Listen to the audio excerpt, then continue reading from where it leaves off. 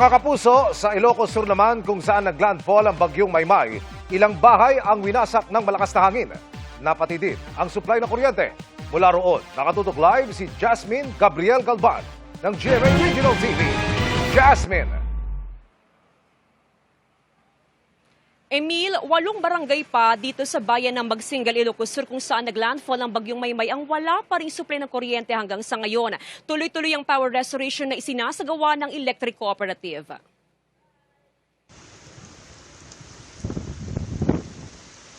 Mag-aalauna ng madaling araw nang maranasan ang malakas na hanging dala ng bagyong Maymay sa Ilocos Sur.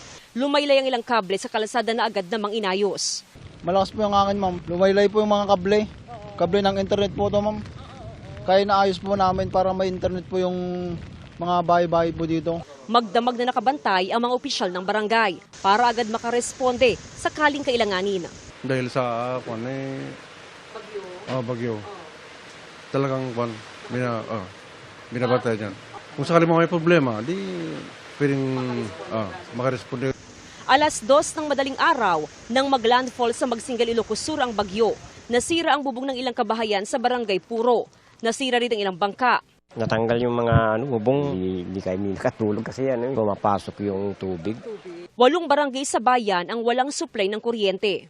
Kagabi lang, ma'am, walang kuryente. Hanggang ngayon, mahirap, ma'am. Panganib kagabi. Kaninang umaga po, marami pong barangays na wala pang kuryente. Pero yung iba po kasi na-restore na. So bale ngayon as of 12/3 po, mga 8 barangays na lang po yung walang kuryente. Lakas ng agos ng tubig sa ilog, guys, oh. Hanggang tuhod na baha ang naranasan sa Barangay Borono, Tagudin, Ilocos Sur.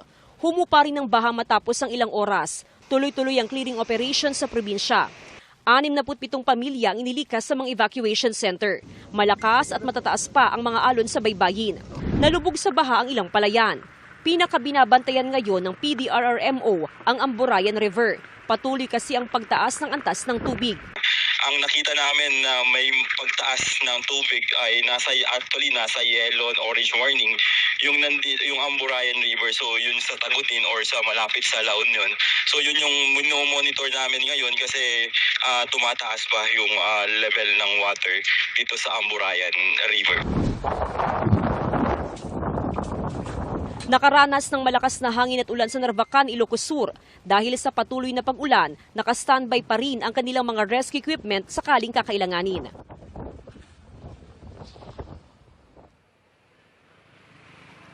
Emil, sa ngayon nagpapatuloy ang assessment na isinasagawa ng provincial government, ganun din ng iba't ibang LGUs para malaman kung gaano nga ba kalawak yung danyos na iniwan ng bagyong Maymay. Samantala, nakauwi na o nakabalik na sa kanilang mga bahay ang mga residenteng lumikas kagabi. Emil? Maraming salamat, Jasmine Gabriel Galvan ng GMA Regional TV.